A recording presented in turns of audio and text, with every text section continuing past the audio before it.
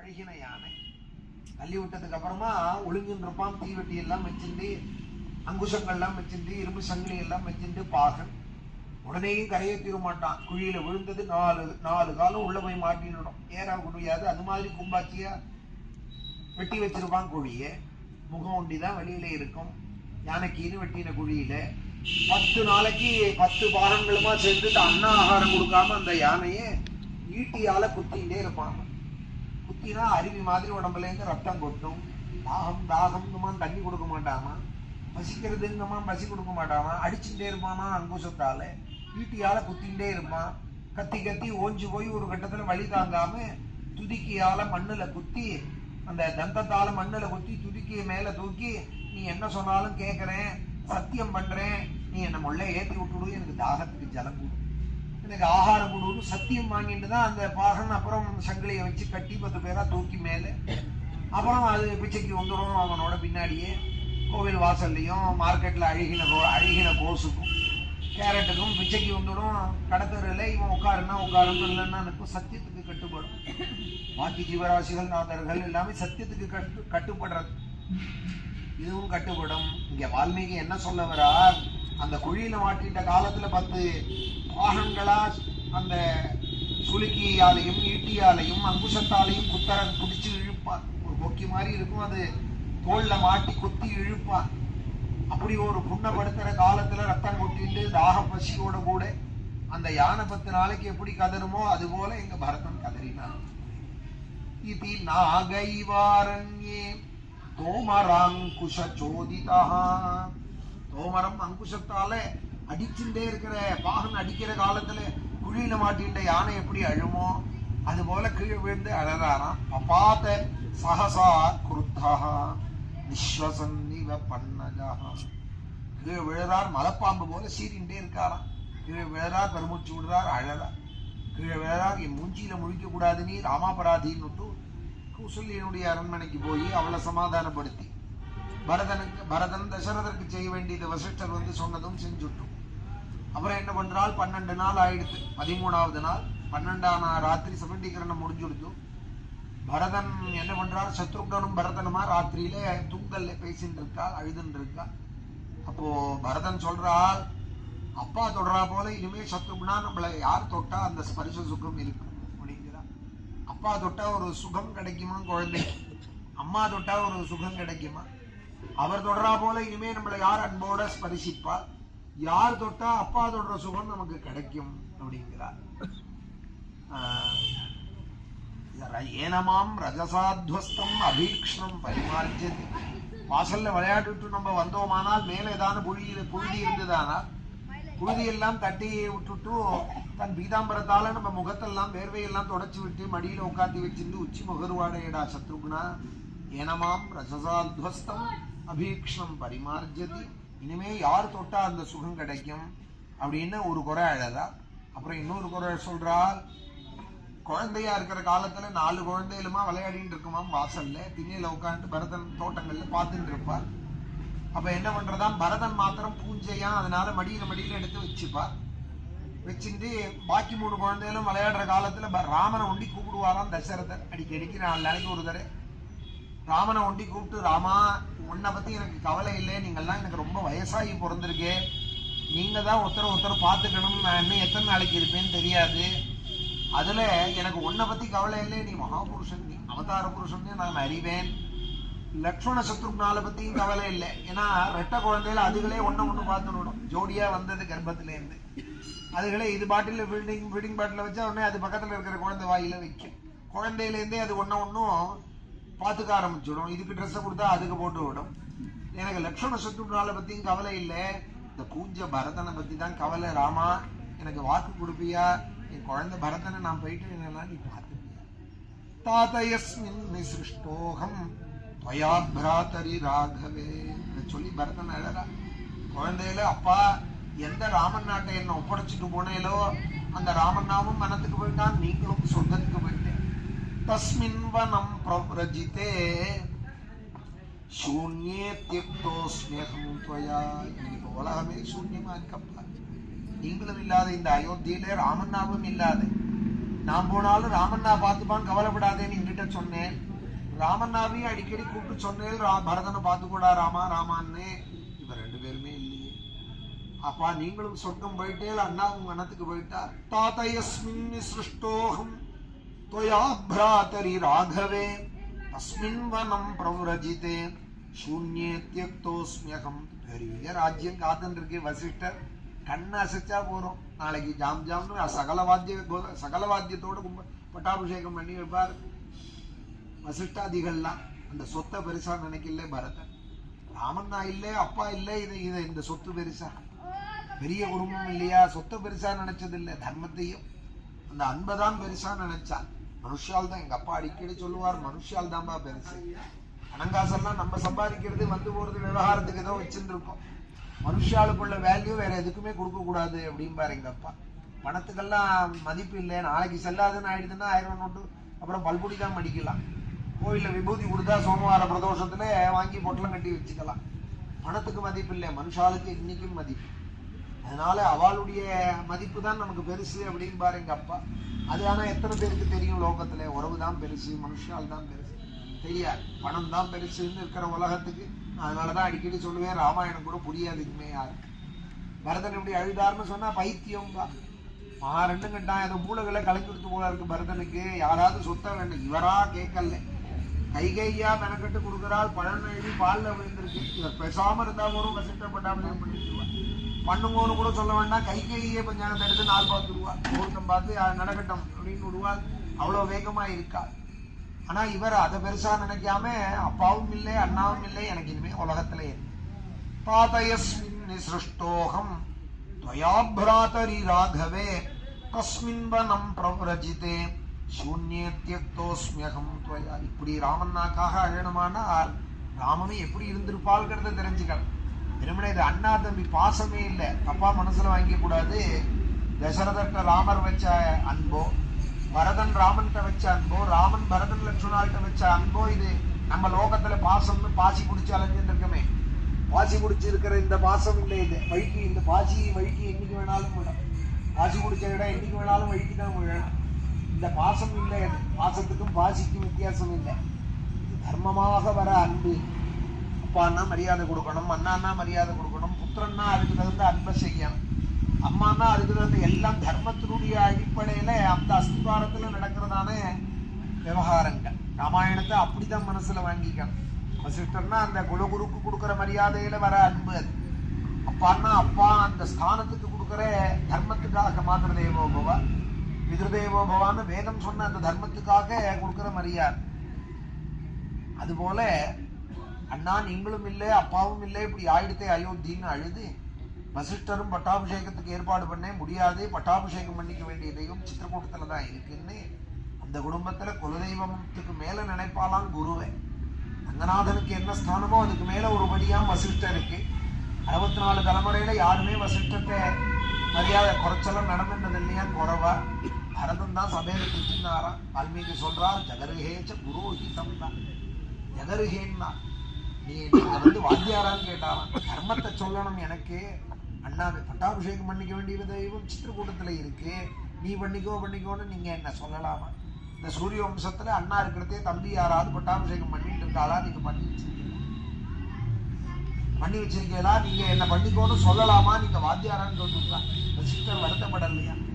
ஏன்னால் பரதனும் இந்த கேஸ்ல சம்பந்தப்பட்டிருப்பானோன்னு 2 ஒருத்தர் அயோத்தியில நினைக்க வாய்ப்பு இருக்கான். லோக மனுஷியா 10 பேர் ஒரு விதமா நினைச்சா ஒருத்தரை பத்தி 4 பேர் வேற விதமா நினைப்பான். அங்க அந்த 15 நாள் பரதன் வரத்துக்குள்ளையும் 10 நாள் கர்மா ஆறதுக்கும் 1 மாசம் ஆயிடுது. அதுக்குள்ள ஜனங்கள் கருணாகரணியா என்ன பேசிக்க ஆரம்பிச்சுட்டா, என்ன இருந்தாலும் கைகேயி ஸ்திரீ, அவ அபல, பரதன் சொல்லிதான் கைகேயி கேட்டிருப்பா. ஏன்னா குழந்தை சொல்லிவிட்டா அம்மாவுக்கு கண்மூடித்தனமா அது சரியா தப்பான்னு தெரியாது, அவ கேட்டுவிட்டா உடனே செய்யணும். அந்த ரீதியில ஸ்திரீ அபல, அவன் மேல தோஷம் இல்லை, பரதன் தான் சொல்லி வச்சுட்டு போயிருக்கான். பாரு 12 வருஷம் முன்னாடியே தீர்க்கதரிசி பரதன். அம்மா சமயம் பார்த்து அப்பாட்ட ராஜ்யத்தை கேட்டு வைன்னு 2 ஒருத்தர் பேசிக்க ஆரம்பிச்சுட்டாவான். அது இல்ல, பரதன் மகாத்மா ராமபக்தன்கிறத சபையில நிரூபிக்கணுமா வசிஷ்டருக்கு. விரும்பினா அவன் பக்தன் சொன்னா பக்ஷபாதமா பேசுறான்னு நினைப்பா. அதுக்காக பரதா தங்க கடத்துல தீர்த்தங்கள்லாம் இருக்கு, காமதேனு க்ஷீரம் இருக்கு, கிரீட்டங்கள்லாம் இருக்கு, உனக்காக செங்கோல் காத்துட்டு இருக்கு, பட்டாபிஷேகம் பண்ணிக்கோன்னு சபையில சொல்ல அவன் திட்டுவான்னு தெரியும். திட்டினாலும் நம்ம பொறுத்துவோம், லோகத்துக்கு தெரியட்டும் பரதனோட மகிமை அப்படின்னு திட்டு வாங்கிண்டாராம் வசிஷ்டர். இப்படி சொன்னதுமே அத்தனை ஜனங்களும் இவரை பத்தி சொன்ன 2 உத்தர் அபிப்பிராயம் சொன்னவால்லாம் ஆரவாரம் பண்ணி, ஆடா பரதன் தான் இனிமே நமக்கு எல்லாம்னு ஆயிட்டாலாம் ஜனங்கள். விமுகாலா இருந்த ஜனங்கள் இனிமே பரதன் தான் எல்லாம்னு சொல்ல முடியுமா வசிஷ்டர் பண்ணி, வழியெல்லாம் பண்ணுங்கோ, சைன்யத்தோட நம்ம போய் போவோம். அதெல்லாம் நான் போறேன்னார், நான் போய் அழைச்சின்னு வரேன்னார். அப்புறம் என்னோட கூட வரவா வரலாம்னார். அப்புறம் சொன்னார் சதுரங்க சைன்யத்தோட போவோம்னார். அப்புறம் சித்திரக்கூட்டத்திலேருந்து அழிச்சுட்டு வந்து அயோத்தியில பட்டாபிஷேகம் பண்ணுவோம்னார். அப்புறம் சொன்னார் அயோத்தியில ஏற்பாடு பண்ணார், அப்பா என்னமோ ராசி இல்லைங்க நடக்கல பட்டாபிஷேகம், சித்திரக்கூட்டத்திலேயே பட்டாபிஷேகம் பண்ணி ராஜாராமனா பட்டப்பிரவேசம் பண்ணுவோம், அயோத்திக்கு பட்டப்பிரவேசமா பண்ணுவோம், எல்லாருமா போவோம் வாங்குவோம்னாராம். ஒருத்தர் அழைக்கிறதுக்கு எல்லாருமா எதுக்கு போகணும்னால் வசிஷ்டாதிகள் சுமந்திராதிகள் கூட ராமன் கருணாமூர்த்தி, நான் உண்டி அழுதா போறாது, நம்மளோட வந்து அத்தனை பேரும் அழணும் சித்திரக்கூட்டத்துக்கு, எல்லாரும் அழற அந்த அழுகை எதிரொலிக்கணும் சித்திரக்கூட்டம் மாலையில. ராமன் தாங்க மாட்டான். என்ன தர்மம் தர்மம்னு சொன்னாலும் அவன் பக்த வத்சலன், அவன் பக்ஷபாதி, பக்தால் இடத்துல அப்படி ஒரு அன்பு செய்யறவன். யானை குதிரை என்னென்ன இருக்கோ எல்லாத்தையும் ராமனை பார்க்க வைப்போம், எல்லாம் கண்ணீர் விடும். சர்வபூத தயாபரன் அவன் அழுது பார்க்க மாட்டான். எல்லாரும் அழறதை பார்த்தா மனசு மாறி வந்துடுவான்னு பரதனுக்கா ஒரு ஆசை. அவர் அத்தனைக்கும் மேல தர்மத்துல இருக்க போறாருங்கிறது தெரியாது. எல்லாருமா சேர்ந்து அழுவோம் கோரசா, எப்படியான ராமன் நாவை அழிச்சுன்னு வந்துருவோம், பட்டாபிஷேகம் பண்ணி வச்சுன்னு. அதுலதான் பாதுகை செங்கோல் கிரீடம் எல்லாத்தையும் எடுத்துன்னு போறா. சில பைத்தியங்கள் சொல்றது புதுசா சொல்றேன்னு ராமன் பாதுகை போட்டுன்னு போனார், அதையும் பரதன் புடிங்கின்னு வந்துட்டார்.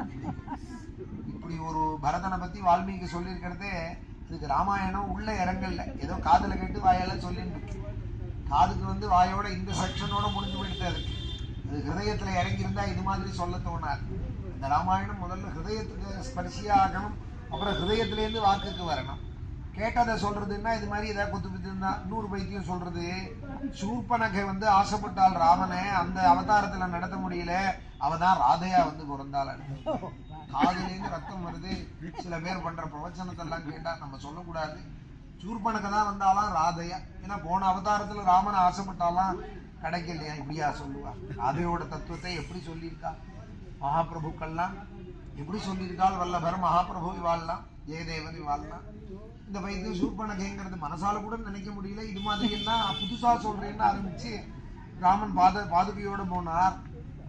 அதையும் பரதன் பிடிங்கன்னு வந்துட்டான். பாதுகையும் வேண்டாம்னு அதையும் வாங்கிட்டு வந்துட்டாங்கிறார்.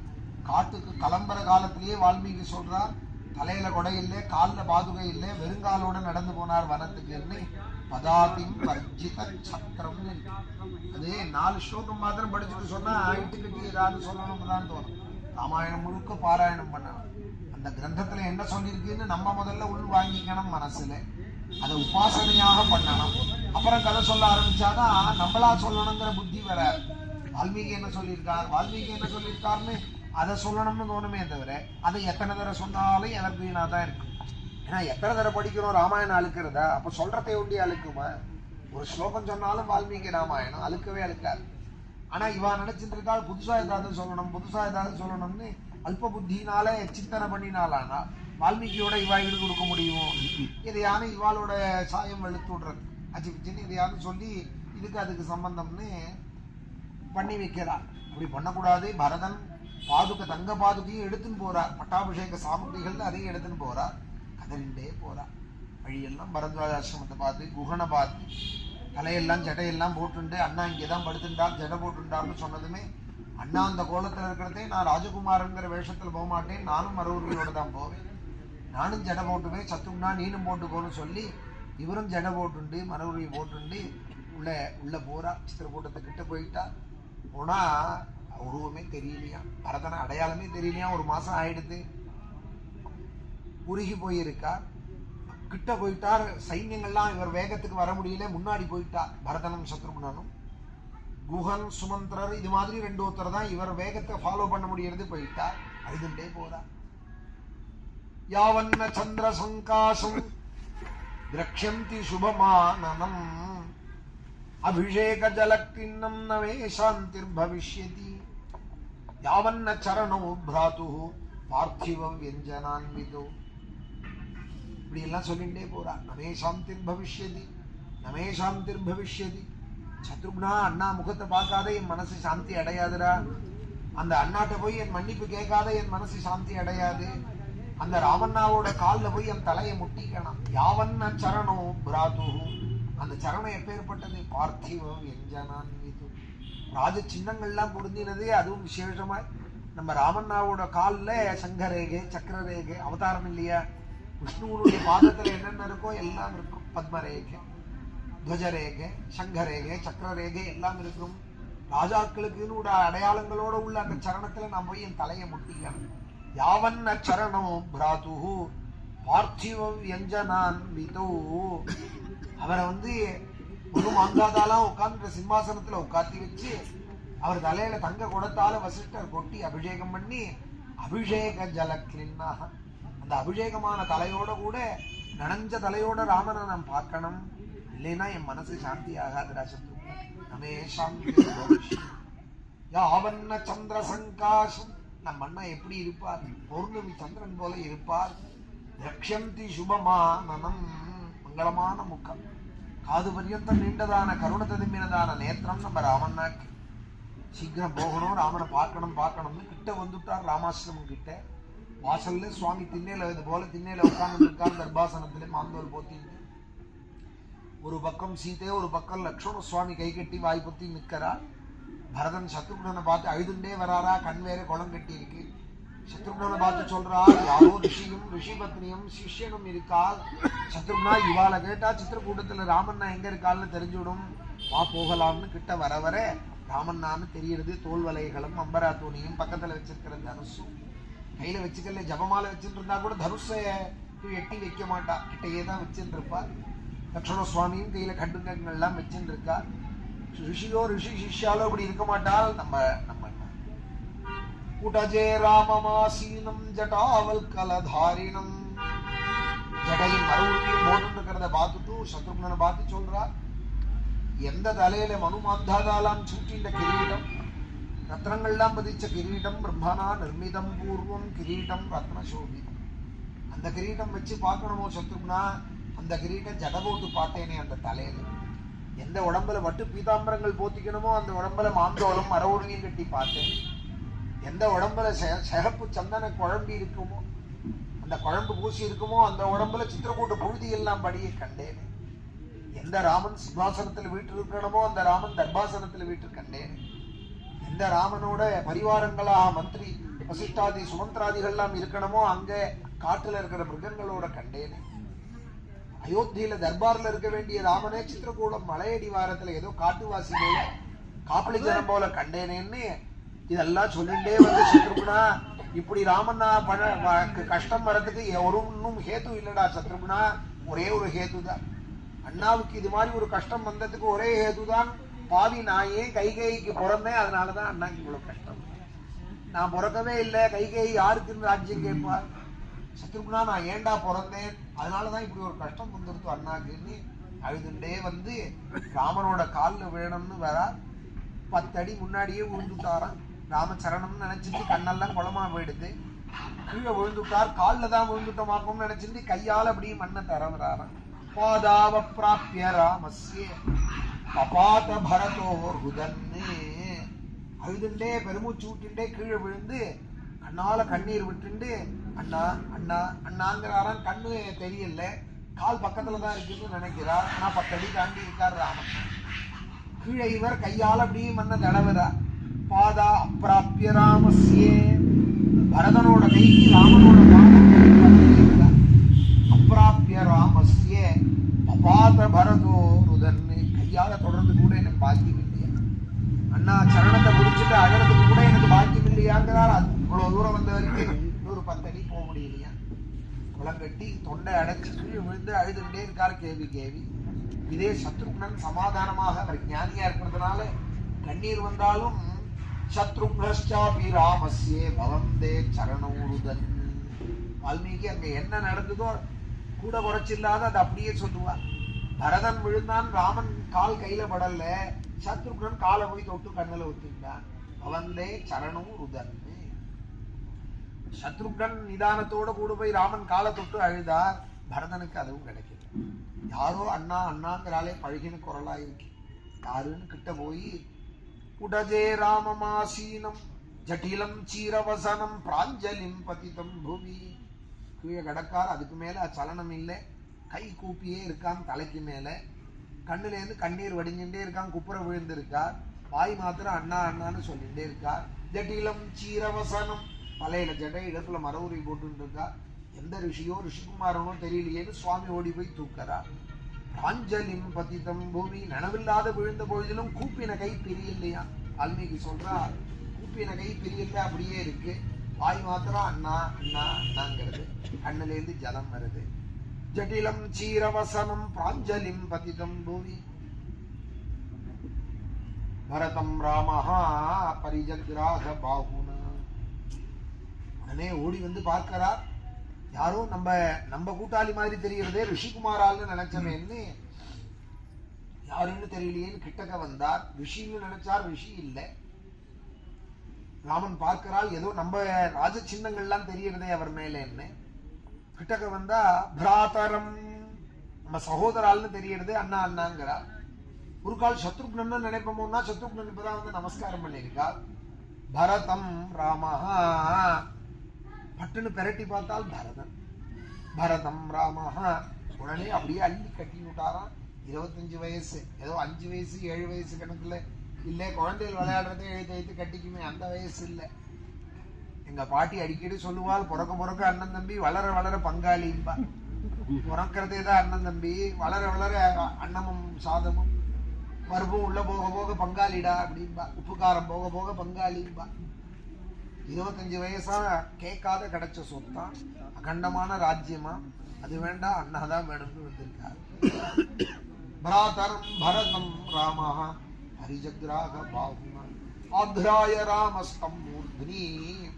உடனே தூக்கி வாரி அணைச்சு கட்டிண்டு உச்சி முகருவா. வடக்கையெல்லாம் உச்சந்தலையில முத்தம் கொடுப்பா. கௌசல்யம் ராமனுக்கு அப்படி கொடுத்தால்னா அயோத்தியா காண்டத்துல சொல்றது. ஆத்ராய ராமஸ்தம் மூர்த்னி. இங்கேயும் பரதனையும் உச்சி முகந்து வாரி அணைச்சு கட்டிண்டு, இது என்ன கோலம், எதற்காக வந்தேன்னு கேட்க உடனே ஹோன்னு அழகா சமாதானப்படுத்துறாள். சுவாமி முடியவே இல்லை, கொஞ்சம் சர்க்கம் இன்னைக்கு பாராயணத்துல. அப்ப அவர் சொல்றார், நீங்க தர்மங்கள்லாம் நீங்க சொல்லிட்டு இருங்கோ, எனக்கு ஒரே ஒரு பதில் ஒன்று சொல்லுங்க. நான் உங்க தம்பி இல்லையா? நான் உங்களோட சிஷ்யன் இல்லையா? நான் உங்களோட வேலைக்காரன் இல்லையா? பிராதுஹு சிஷ்யஸ்ய தாசஸ்ய பிரசாதம் கர்த்துமருஹசி. நான் உங்களோட தம்பி என்ன, நான் உங்களோட சிஷ்யன் என்ன, நான் உங்களோட வேலைக்காரன். இப்படி ராஜகுமாரன் உத்தரகுத்தர் சொல்லிப்பாளா? இந்த குடும்பங்கள்லாம் பேசி பழகின வாழ்க்கை தான் தெரியும். இவ்வளோ இறங்கி வந்து பரதன் பண்றாரானால் ராமன் நாட்டு உள்ள பக்தி எத்தகையதுங்கிறது அப்பதான் தெரியும். கொஞ்சம் வளர வளரவே வெறப்பா இருப்பான் பைசா உள்ள குடும்பங்கள்ல. அண்ணன் தம்பின்னு கூட சொல்லிக்க மாட்டான், இவன் தான் அண்ணன் இவன் தான் தம்பி. பக்கத்துல இருக்கானேன்னு நினைப்பான், தனியா தன்னை காமிச்சுக்க முடியலேன்னு நினைப்பான். வாரி அணைச்சு கட்டிட்டு உச்சி முகர்ந்து சுவாமி சமாதானப்படுத்த, என்னடா கோலம் இது பரதா, பார்க்க முடியலையா சுவாமிக்கு, கண் கொண்டு பார்க்க முடியலையா? யுகம்தே பாஸ்கரம் யதான்னார் வால்மீகி. யுகத்தினுடைய முடியல சூரியனை எப்படி கண் கொண்டு பார்க்க முடியாதோ அது போல இருந்தான் பரதன் அப்படின்னார். உடம்பெல்லாம் ஜட்டிலம் கிருஷமாக இருக்கா, உடம்பெல்லாம் பொழுதியா, கண்ணு அழுது அழுது முகம் வீங்கி இருக்கான்.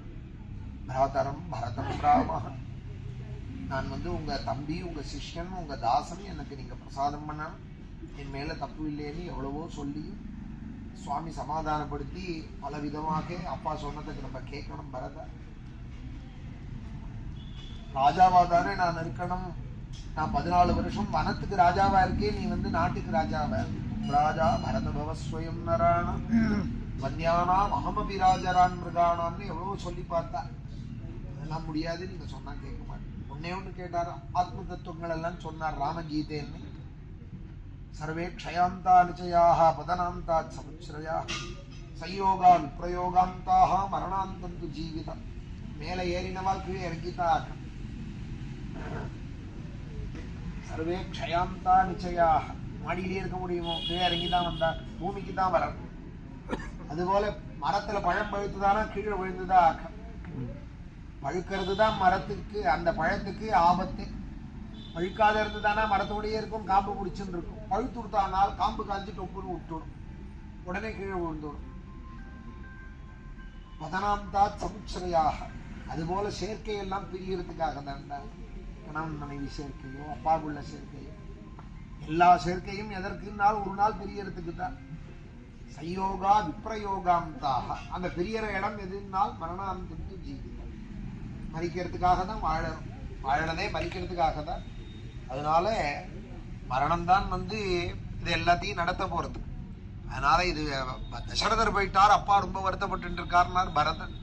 அதெல்லாம் நீ சொல்லாதே, அவர் சௌக்கியமா இருக்கார்.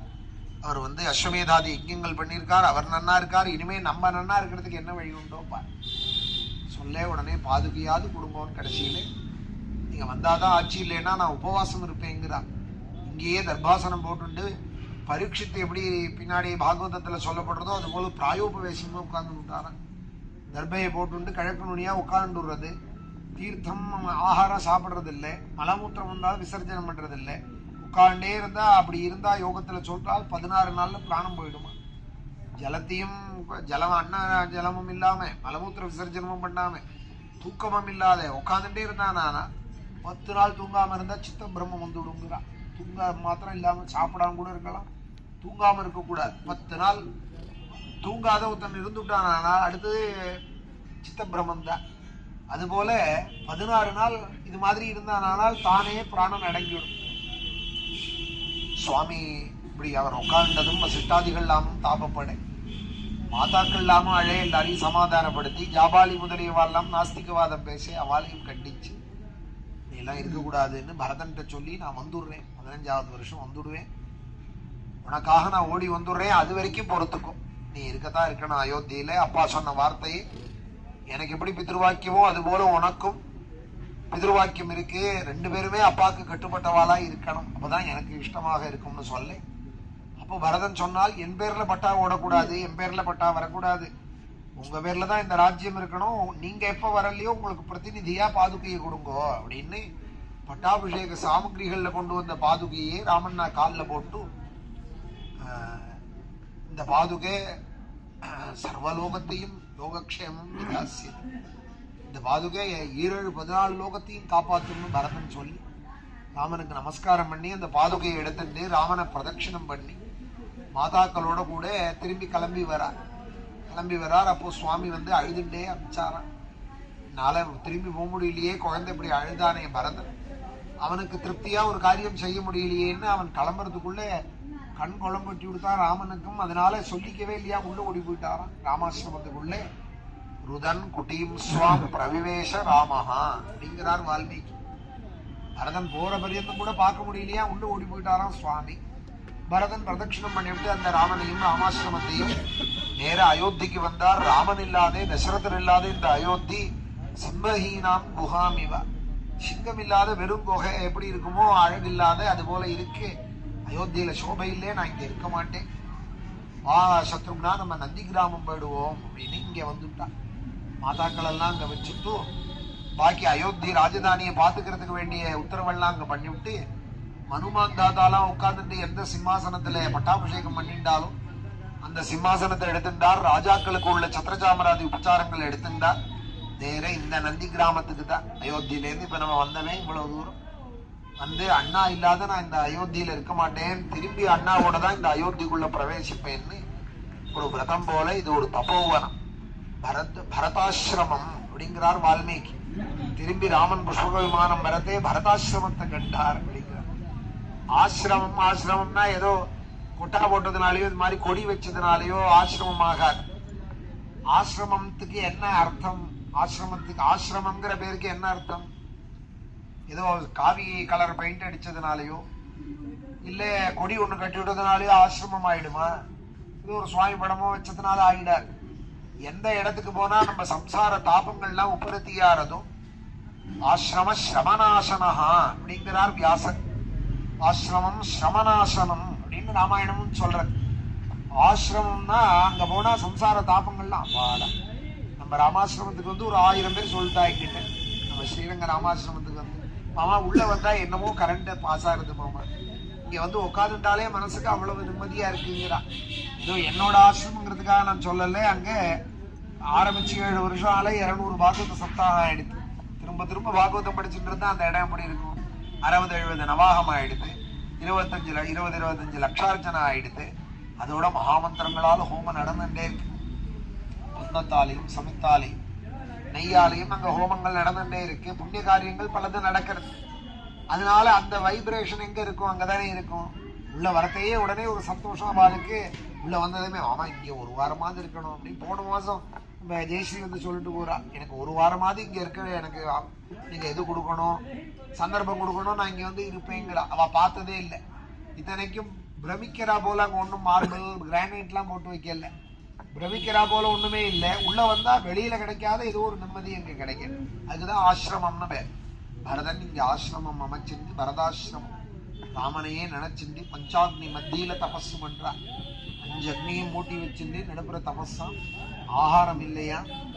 கோமூத்திரத்துல எவைன்னு ஒரு தானியம், அந்த எவைய ஊற போட்டு ஒருவேளை மாத்திரம் பாதுகாப்பு நிவேதனம் பண்ணிட்டு சாப்பிடுறதுதான்.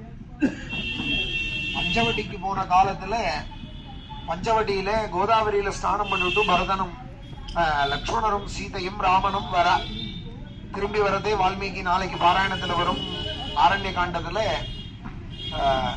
உக்ரஸ்ஸனந்தி பகவானிவேஷா கிருதாபிஷேகா கிரிராஜராம சீதாத்விதீயா சா லக்ஷ்மணேன கிருதாபிஷேகோ கிரிராஜபுத்ரியா ருத்ரஸ்ஸனந்தி பகவானிவேஷா அப்படிங்கிறார் ஆரண்ய காண்டத்துல சோமவார பிரதோஷம்.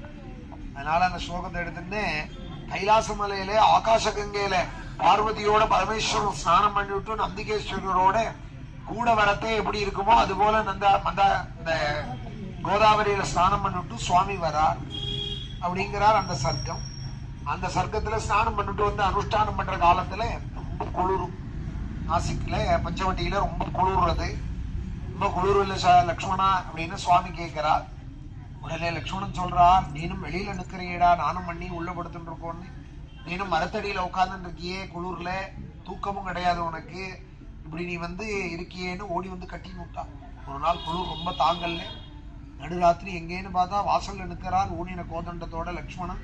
பனி கொட்டுறதான் தலையில சொட்ட சொட்ட நிற்கிறாராம். ஓடி வந்து கட்டிண்டு, லக்ஷ்மணா கைக்கரியம்னா இப்படியாடா பண்ணுவா?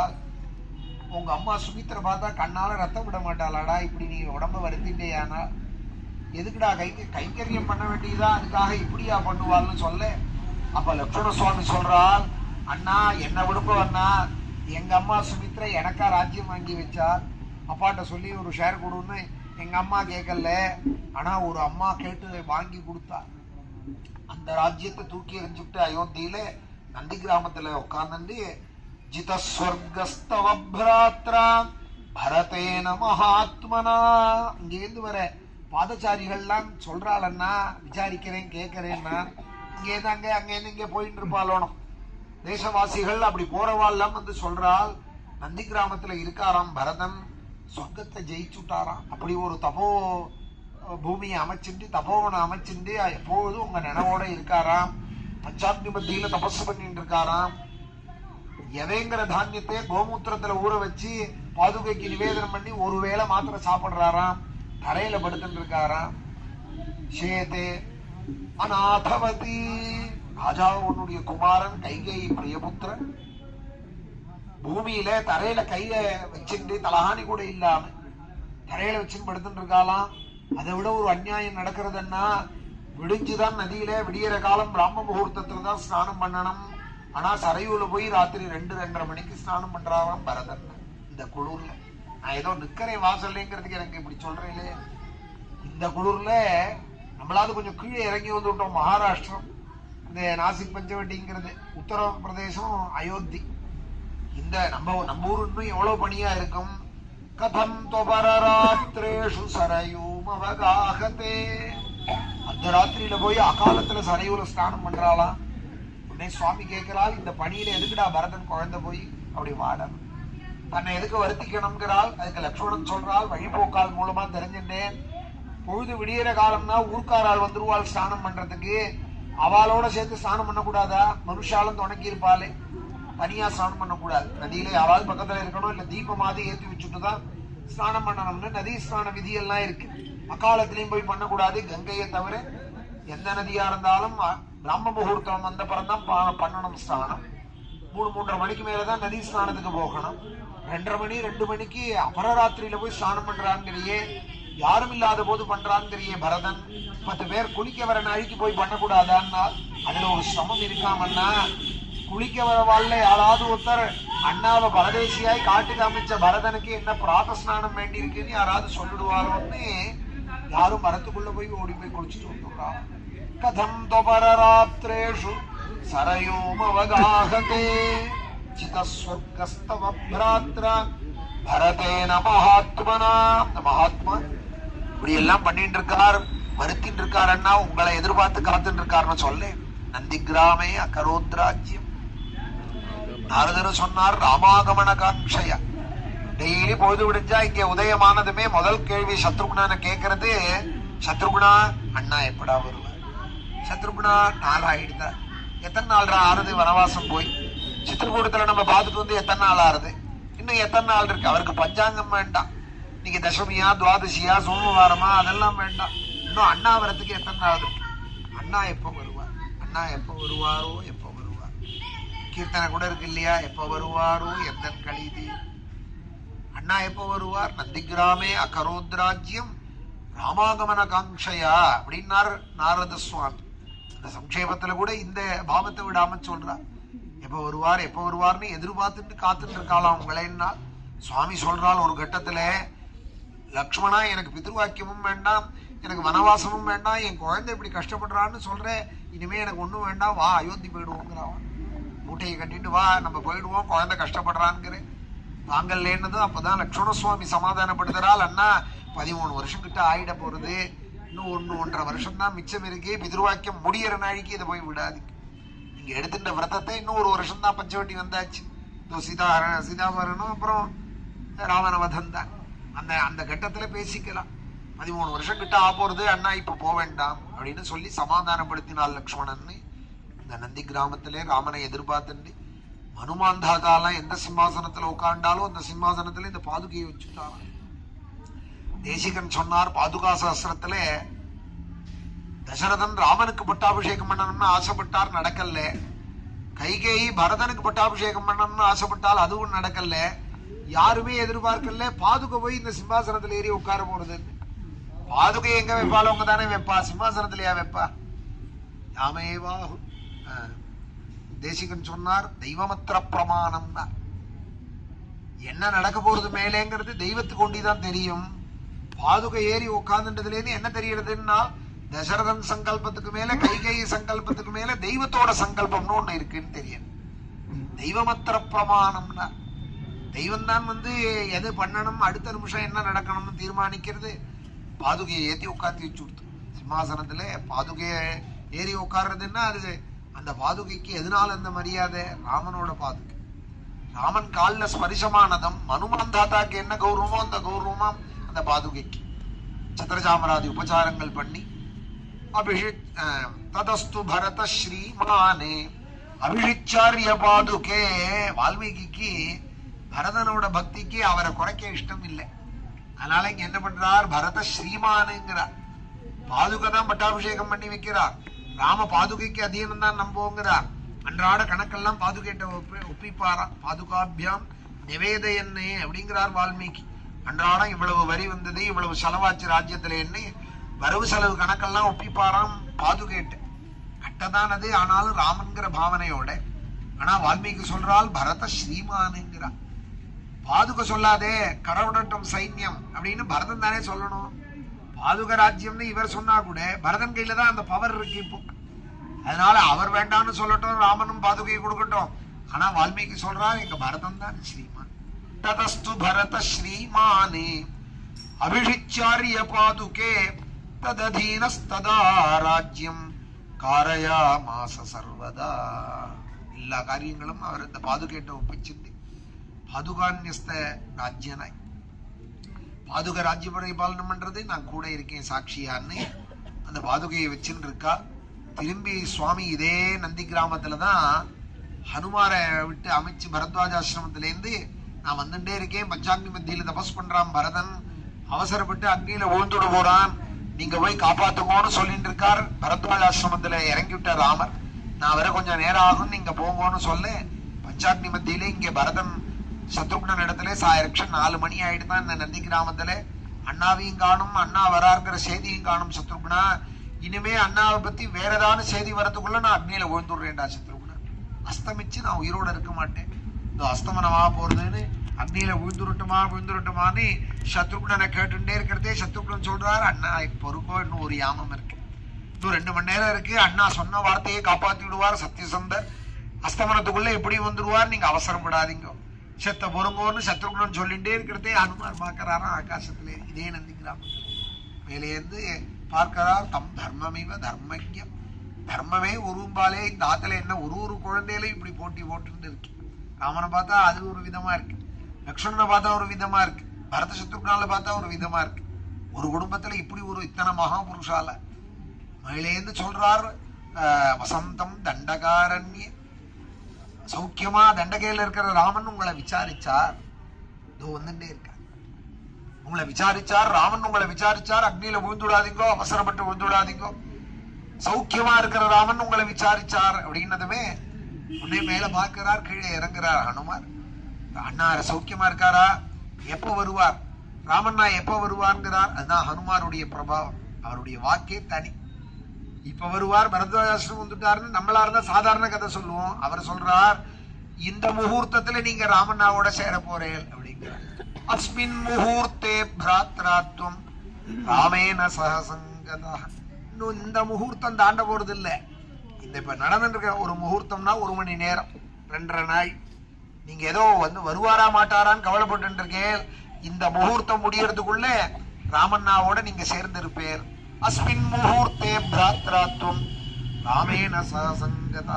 நீங்க 2 பேரும் கட்டி ஆனந்த பாஷ்பம் விட போறதே நாங்க பார்க்க போறோம் அப்படின்னு சொல்லிட்டே இருக்கலாம். விமானம் வந்து விமானம் வந்தா அண்ணாங்கிறார், அழறார், இங்கதான் இறங்குறார்.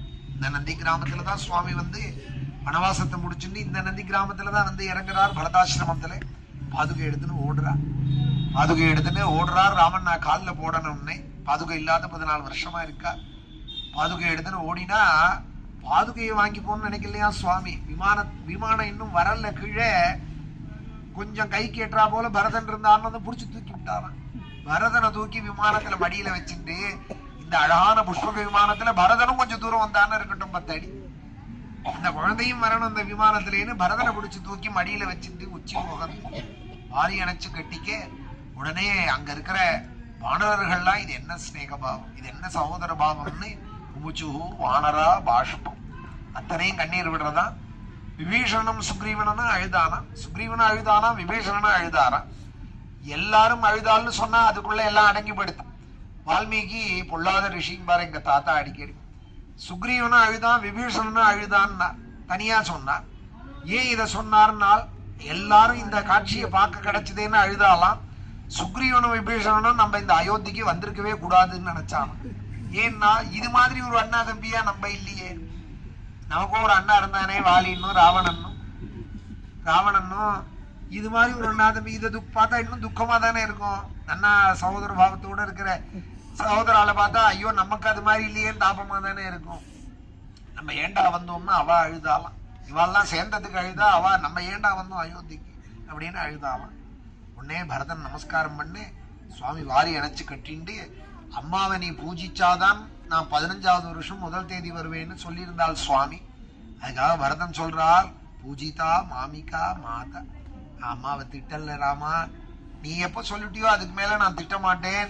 கைகேயி அம்மாவை கேளு, இல்ல ஊர்ல இருக்கிற வாழ்க்கை விசிட்டாதிகளை கேளு, நான் அம்மாவை ஒரு வார்த்தை சொல்லல, நீ அதனால சீக்கிரம் இந்த பாதுகையை எடுத்துக்கணும், இந்த ராஜ்யத்தை எடுத்துக்கணும்னு இந்த நந்தி கிராமத்துலதான் சுவாமி கையில ஒப்படைச்சு விஸ்வபிமங்கலத்துல சுவாமி வந்து இறங்கி ஸ்வேத புஷ்பகமாருஹ்யே சீதையா சஹ ராகவா சுக்ரீவாதி பவத் பக்தைஹி மனோமத்தியே ரமஸ்வமே.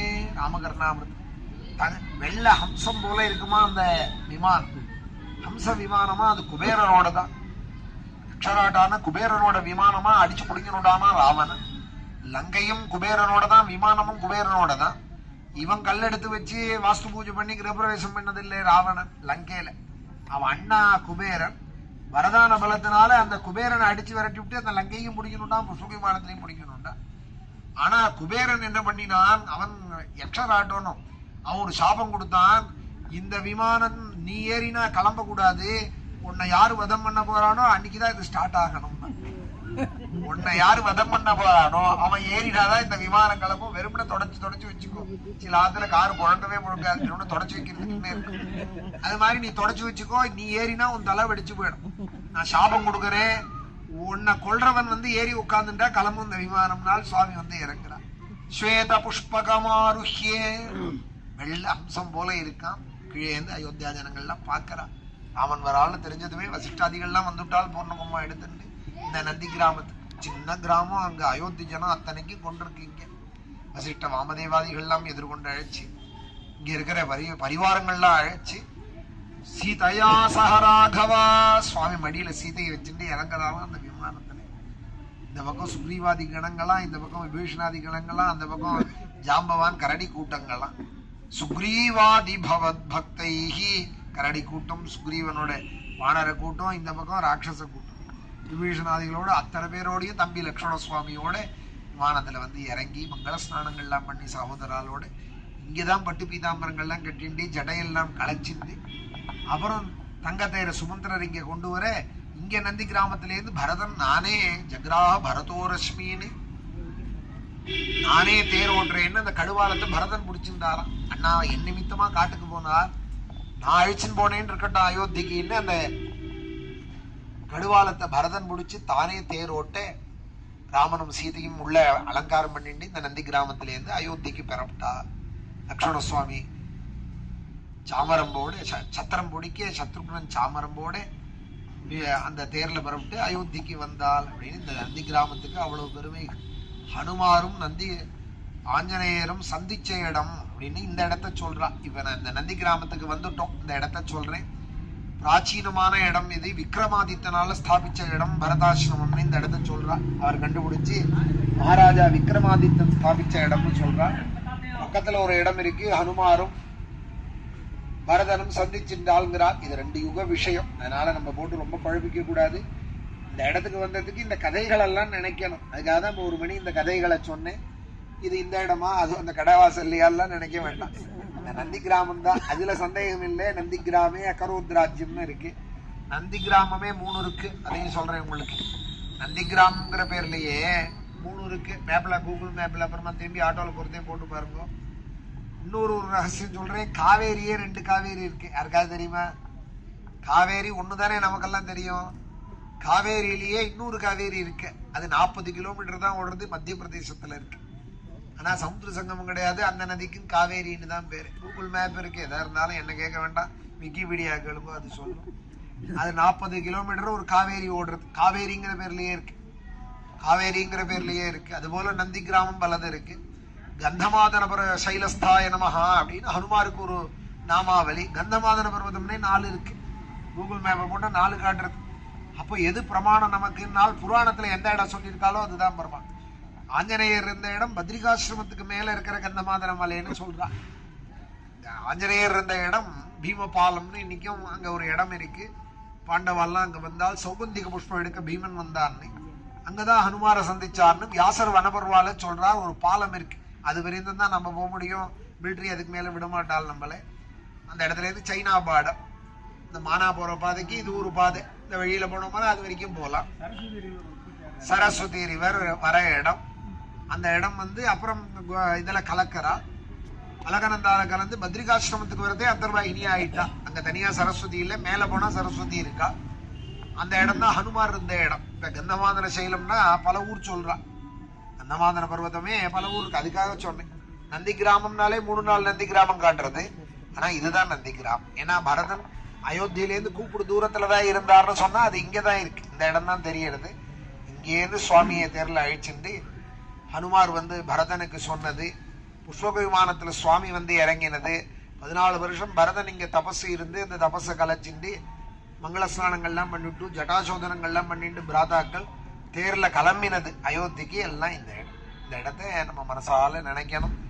பெரிய பாக்கியம். ராமாயண காலத்துல நம்ம இல்லைன்னா கூட கருணாமூர்த்தியான வால்மீகி நமக்கு இந்த இடத்தோட மகிமையை எழுதி வச்சிருக்கா. அதனால இப்ப இந்த கதைகள் எல்லாம் கேட்கறதே நம்ம மனசால அந்த நந்தி கிராமத்துக்கு எல்லாம் தான் இருக்கும். அந்த காட்சிகளோட கூட தான் நம்ம இருக்கோம்.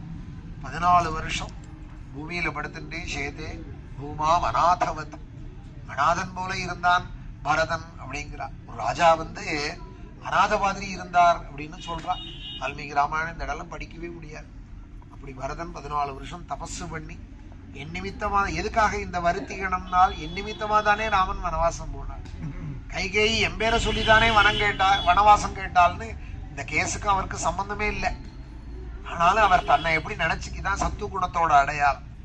குத்தம் யாராவது சொன்னா நம்ம மேல இல்லைன்னா கூட ஐயோ இருக்கோ குத்தம்னு நினைச்சு பாலாம். சத்து குணத்துக்கு இதுதான் அடையாளம். ராமனை சொல்றதே வால்மீகி சொல்றார் ஸ்வதோஷ பரதோஷ வித்து அப்படின்னா. பிரத்தியார் தோஷத்தை கூட தந்தோஷமா நினைப்பாலாம் ஸ்ரீராமன் தான். ஸ்வதோஷ பரதோஷ வித்துன்னா. நம்ம எல்லாம் என்ன பண்ணுவோம், நம்ம பண்ண தப்ப பொறுத்தியார் தலையில கட்டுவோம். நம்ம பண்ண தப்ப நான் பண்ணவே இல்லையே அவன் என்ன பண்ணினா அப்படின்னு நிமிஷமா பார்த்துட்டே இருக்கிறதையே போய் சொல்லுவோம். இது ஒரு குணம். ராமனோட குணம் என்னன்னால் பிரத்தியார் பண்ணதை தான் பண்ணதாக ஸ்வதோஷ பரதோஷ வித்து அப்படின்னு ஏதாவது சத்து குணம். மிருதுஸ்வபாவம். லக்ஷ்மணருமே மிருதுஸ்வபாவம் தான். கிஷ்கிந்தா கண்டத்திலையும் வால்மீகி சொல்றார் மிருதுஸ்வபாவா சௌமித்ரிஹி அப்படிங்கிறார். ஒரு இடத்துல தாரை பாக்குற இடத்துல சுக்ரீவனை கோச்சின்னு வெளில வந்த போது மிருதுஸ்வபாவா சௌமித்ரிஹி. அவரும் ராமனோட தம்பி வேற எப்படி இருப்பாள். ராமனுக்கு ஒரு சிரமங்கிறதுனால இந்த கோபதாபத்தை காட்டுறாரே தவிர அவரும் மிருதுதான். எல்லாருமே இந்த சத்துவ குணம் மனசால இவாளுடைய குணங்களை நினைச்சு பார்க்க நமக்கு ஸ்பர்சமானாலே பெரிய பாக்கியம் நமக்கு. ஒரு ஏகதேசம் பரதனோட பக்தியோ சத்ருக்னனோட பக்தியோ லக்ஷ்மணனோட பக்தியோ இவெல்லாம் தான் நமக்கு ராமபக்தி பண்றதுக்கு வழிகாட்டிகள். புதுசா ஏதோ நம்மதான் ஆரம்பிக்கல ராமபக்தி, நம்ம அப்பா தாத்தா ஆரம்பிக்கல. ராமாயண காலத்திலேயே சீதை சொல்றாள் பக்தாம் பதிவிரதாம் தீனா, நான் பக்தே உன்னோட பக்தேன்னு அவள் சொல்லிக்கிறாள். லக்ஷ்மணன் நான் தாசன் அப்படிங்கிறார். பரதன் நான் தாசங்கிறார். சத்ருகுணனும் அப்படியே சொல்றாள். அப்படி எல்லாருமாக ஹனுமார் எல்லாருமா ராமனிடத்துல இருந்திருந்து ராமபக்தி எப்படி பண்ணணுங்கிறத ராமாயணத்திலேயே நமக்கு காமிச்சு அப்புறம் அது தொன்று தொட்டு இன்னி வரைக்கும் நம்மள நந்தி கிராமம் வரைக்கும் அழிச்சுன்னு வந்திருக்கு. அந்த வந்த பக்தி அப்பா தாதாட்டேன்னு வந்த பக்தி, இந்த ராமாயணங்கள்லாம் கேட்கிற இந்த பக்தி நம்மள அயோத்திக்கும் நந்தி கிராமத்துக்கும் நம்ம பெரியவாள்லாம் வந்திருப்பாளா கூட தெரியும். சாகேத புறவாசை அப்படிங்கிறார் தியாகராஜ சுவாமிகள். காத்தால அந்த குழந்தை பாடினானே எனக்கு அழுக வந்தது. தியாகராஜ சுவாமிகள் வந்திருப்பாரோ அயோத்திக்கு. திருப்பதி பெரியந்த போனார்னு அவரோட கதை தெரிகிறது. திரதீயக ராதான்னு ஒரு கீர்த்தனம் பாடுறார். மதவத்சரனும் வேற ஏகராதான்னு திருப்பதி வந்தார்னு தெரிகிறது. சாகேத புறவாசைன்னு காவேரி கரையில திருவையாறுல திருமஞ்சன வீதியில முஞ்சவர்த்தி எடுத்துட்டு இருக்கிற தியாகராஜ சுவாமிகள் அயோத்தியை சொல்லி சொல்லி சாகேத புறவாசைன்னு பாடுறாரே. நான் நினைச்சிருந்தேன் நம்ம எவ்வளவு பாக்கியசாலி. நினைச்சும் கார்த்தால ஏறினோம் ஸ்ரீரங்கத்துல, மத்தியானம் வந்தாச்சு அயோத்தி. இந்த வாய்ப்பும் அவளுக்கு இருந்திருக்குமா, அந்த வசதி இருந்திருக்குமா, அந்த மாதிரி அனுகூலம் இருந்திருக்குமா? உச்சவர்த்தி தான். ஒரு நாள் உச்சவர்த்திக்கு போலேன்னா பட்னி தான் தியாகராஜ சுவாமி. அந்த மாதிரிதான் எளிமையா வாழ்க்கை நடத்தின்னு இருந்தா இப்படியா பிளைட்டு போட்டு டிக்கெட் போட்டு வந்திருக்க முடியுமா? பிளைட் இருந்திருக்குமா? வந்திருப்பாரா? சரித்திரத்தை பார்க்கணும்னு நினைச்சுன்னு அயோத்தியெல்லாம் வந்தாரான்னு. ஆனா நம்ம நாதமுனிகள் வந்தால்னு தெரியறது. நாதமுனிகள் பிருந்தாவனங்கள்லாம் வந்தாருன்னு தெரியறது. வடக்கு யாத்திரையெல்லாம் அப்ப அந்த காலத்துல கிளம்பினா திரும்பி ஊருக்கு வருவாளான்னு பயப்படுவாளாம். காசிக்கு போறேன்னாலே யாராவது பயப்படுவாளாம். திரும்பி வர முடியாத அப்படி ஒரு யாத்திரைன்னு நினைப்பாளாம். ரொம்ப தூரம் போறா போல. இப்ப எப்படி அமெரிக்கா போனா மைய வரமாட்டான்னு இருக்கோ, அது போல வடக்க போனாலே திரும்பி வரமாட்டான்னு பழைய காலத்துல. அதனால காசிக்கு ஏன் போறேன், இப்பவே ஏன் போறேன்னு கேட்பான். இப்பவே போடுமா காசிக்கு, தள்ளி போடுவா பக்கத்துல இருக்கிறவாள்லாம். நான் நினைச்சிருந்தேன் தியாகராஜ சுவாமிகள் வந்தாரா தெரியல, பாடி இருக்கார் ராமா ராமா ராமான்னு அழுதுருக்கார். ஆனா நமக்கு 5 நாளா பாக்கியம் அந்த அயோத்தியா வாசம். நினைச்சுட்டா போய் பாலராமரை போய் பாக்குறோம். இப்ப நந்தி கிராமம் வந்திருக்கோம். பரதன் 14 வருஷம் ராமா ராமா ராமான்னு கண்ணீர் விடுற அந்த பாவத்தோட நம்ம யாத்திரை பண்ணணும். அதுக்காக நான் இங்க ஒரு பிரவச்சனம் இங்க எடுத்துட்டேன். எல்லாமும் அந்த ஸ்ரத்தையோட தான் வந்திருக்கேன். எல்லாருமே உடம்பு முடியல, அதெல்லாம் பார்க்காம தான் எல்லாரும் வந்திருக்கேன். ஆனாலும் நானும் நமக்கு ராமர் எல்லாருக்குமா ராமர் சேர்த்து கொடுக்கிறார். எல்லாரையும் சேர்த்து வச்சு ராமர் இப்படி ஒரு பாக்கியத்தை கொடுத்திருக்கார். இந்த நந்தி கிராமத்துல இங்க பக்கத்துல இப்போ ஒரு கீழே இறங்கி போனோமானா பரதன் பாதுகை வச்சு பூஜை பண்ண இடம்னு ஒரு இடம் இருக்கு. உள்ள விடுவா. நான் போன தடவை வந்த போது விட்டா இப்பயும் விடுவான்னு நினைக்கிறேன். அதையும் பார்க்கலாம். பக்கத்துல ஒரு பெரிய மண்டபத்துல பரதன் அங்க ஹனுமார் அந்த பிம்பங்கள் எல்லாமும் வச்சிருக்கா. அதையும் சித்த நாளை பார்த்துட்டு பரத குண்டம்னு இருக்கு. சந்தியானம் பண்றவா அங்கேயும் பண்ணிட்டு அப்படியே கிளம்பிடலாம் சமாதானமா. இன்னைக்கு சோமவார பிரதோஷம் வேற. முடிஞ்சா ஒரு ஆவர்த்தி ருத்ர சொல்லிட்டு கிளம்பிடுவோமா? ஆலமரத்தடியா இருக்கு. அடவிடபி சமீபே பூமிபாகே விஷன்னம் அப்படின்னு பரமேஸ்வரனோட தியானம். மூலே கல்பத்ருமஸ்ய கனகனிபம்னு மரத்தடியில தான் இருக்காருன்னு பரமேஸ்வரனை திரும்ப திரும்ப சொல்றது. மணி 5:40 தான் ஆறுது. ஒரு 10 நிமிஷம் ஸ்ரீருத்ரத்தை சொல்லிவிட்டு ருத்ரன் சொல்றவா சொல்லிவிட்டு நம்ம அப்படியே அங்கேயும் போயிட்டு சந்தியாதனம் பைப்புலையோ ஜலத்திலையோ எங்க முடிஞ்சதோ பண்ணிவிட்டு அப்புறம் இனிமே ஒன்றும் காரியக்கிரமம் இல்லை. இன்னைக்கு பிரவச்சனம் ஆயிடுது. அங்கே போயிட்டு இனிமேல் ராத்திரி வழியா இருந்தா இங்கே முடிச்சுட்டு ராத்திரி விசாந்தி பண்ணிக்கலாம். அதனால சமாதானமா நந்தி கிராமத்தை இன்னொரு தடவை பார்க்கணும்னாலும் சுற்றி பார்த்துட்டு அந்த கோவில் இல்லாமல் பார்த்துட்டு ஒரு 6:30க்கு பரப்படும். ஜானகி காந்த ஸ்மரணம் ஆஞ்சநேய சுவாமினஹ.